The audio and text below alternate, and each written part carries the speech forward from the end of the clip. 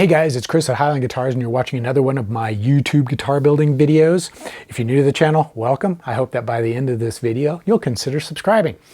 Today I'm going to address a comment which was left on one of my videos. And this was a comment that normally I would respond and then just move on.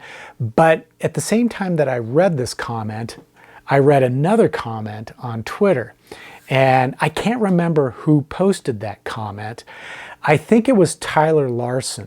And if you're familiar with Tyler Larson, he also has a YouTube channel called Music Is Win. It's a great channel. Tyler has a fantastic sense of humor. And I'll post a link down below so you can go check it out. Anyway, what Tyler commented was, he asked the question, are we guitar players or are we amp players? And at the same time that I read that comment, I had received the comment I'm about to read on one of my videos. And that comment goes as follows. Highline guitars. Pickups just reproduce how the unplugged guitar sounds. I've been doing this over 40 years and pickups about 20. Believe what you wish. Well, I think that we can all agree that there's more to it than that when it comes to how pickups work. An electric guitar is nothing without the pickups. It's just a hunk of wood and some metal.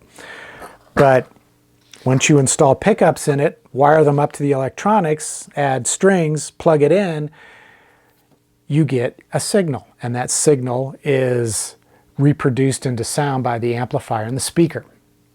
There are a tremendous number of factors which will affect how it's going to sound. What I hope to demonstrate in this video is that each of these factors has a different degree of influence. Unfortunately, we can't come up with what would be, I guess, a list of factors in order of importance. You know, what's the most important down to what's the least important. Because as I'm going to explain, it depends on the situation. Now with an electric guitar, we know that when you pluck the steel string, the string vibrates, and it's vibrating within the magnetic field that surrounds a coil of copper wire. And that vibration within that magnetic field causes the electrons in the wire to start flowing, and that's our signal. The tone is dependent upon the frequencies that the pickup detects. And depending on the type of strings, the playing style, and a number of factors which I'm going to kind of touch on, that's what will determine the tone.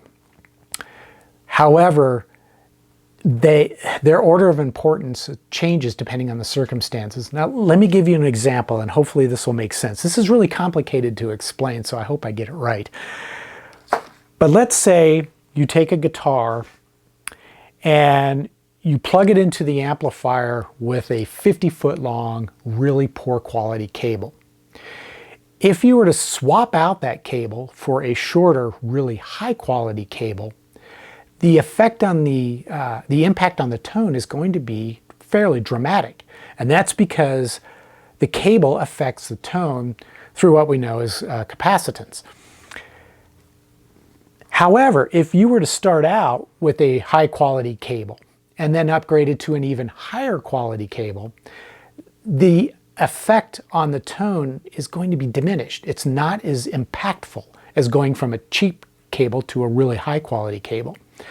So when you start to look at where the cable fits into all the other factors, it depends on where you start out with. Another example is playing style. We know that playing style can have a dramatic impact on the tone, but it's only if one person's playing style is dramatically different than another person's. That's when playing style moves up the list and becomes more impactful. But if two players have very similar styles, it's less of an impact. You see how that works? Well, the same is true with wood and the shape of the guitar. Its impact on the tone is going to diminish if there isn't significant difference. Years ago, I was in a project where I was building 5 guitars for one guitar player. And the guitars were all made of different woods. They had different body shapes, different fretboard material, different neck woods. They were all very different, but they all had humbucker pickups. And the pickups were positioned in the same spot relative to the scale length on all 5 guitars. As I was building these guitars and getting ready to do the final setup, I installed the same set of pickups in all 5 guitars as I was preparing them, and I set them up exactly the same. What I noticed was they all sounded exactly the same. There was no difference. Now, I suppose if I played those guitars through sound editing software or sound analyzing software, there may have been some subtle differences that you could see. But for the most part, you couldn't tell the difference.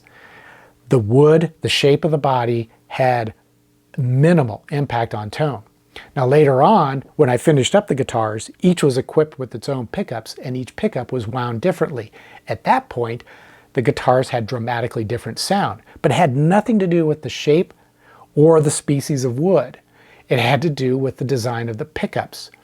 So I'm kind of curious to see what a lot of you will think about that statement. Pickups just reproduce how the unplugged guitar sounds. What do you think about that? Is that true? Or is that missing some of the other critical factors and how they fit in and relate to one another? And are those critical factors dependent upon specific situations? Do they change as situations change? So let me know in the comments section below. I'd be really curious to see what you have to say. And also, you might want to chime in and let me know what you think. Are we guitar players or are we amp players? I thought that was a pretty compelling question. At any rate, that's all I've got for this episode. I hope you found it useful and entertaining. I know it's going to be somewhat controversial. At any rate, if you like the video, give it a thumbs up. If you're new to the channel, again, welcome, and I hope you'll consider subscribing. And until the next episode, take care and stay safe.